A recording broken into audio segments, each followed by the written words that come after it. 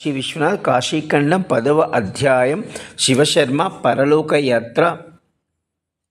స్వర్గం. గొప్ప గొప్ప యజ్ఞములు గొప్ప గొప్ప భవ్య కార్యములు చేపట్టిన వారు ఈ స్వర్గములో అమరావతిలో నివసిస్తారని,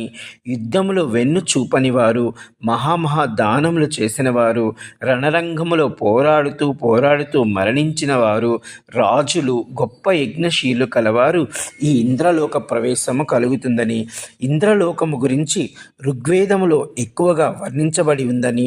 ఇంద్రుని భార్య సచీదేవి ఇంద్రాణి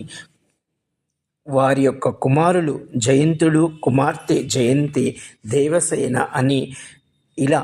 ఇంద్రునికి అనేక వాహనములు కలవని,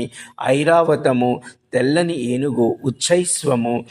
8 గుర్రములు కలిగిన దివ్యరథము, ఈ యొక్క ఇంద్రుని రథసారథి